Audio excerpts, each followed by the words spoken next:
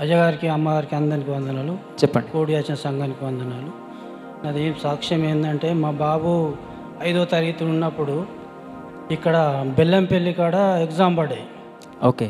Exam పడ్డప్పుడు అటు వచ్చి అట్లనే ఇక్కడ మందిరానికి పేరు చేసుకొని పోదామని వచ్చేసినప్పుడు చిన్న మందిరం ఉండే అప్పుడు. ఓకే. చిన్న మందిరంలో ప్రార్థన చేసుకొని వెళ్ళిపోయాను.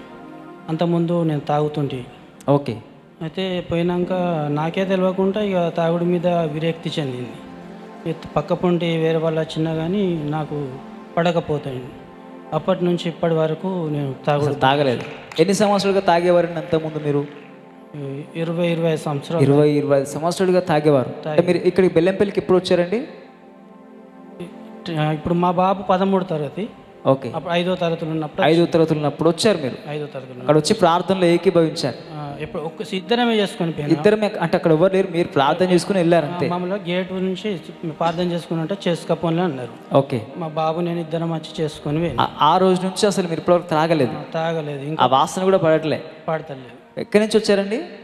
మాది రెబ్బనపల్లి. ఎక్కడండి? దండపల్లి మండలం.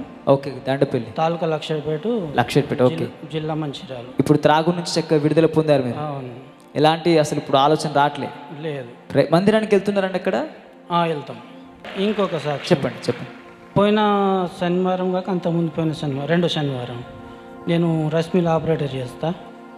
నేను ఒక రోజుకు 6 అంబార్లు తింటోని. రోజుకు 6? Day night. ఓకే. అటువంటిది మీరు అప్పుడు అయ్యగారు గుట్కలు పాన్ పరాకులు తినవారు లేచి నిలబడం అన్న వల్లే లేచి నిలబడ్డా. ఇక అప్పటి నుంచి ఇప్పటి వరకు ఏం అంబార్ అనేది చేయలేదు.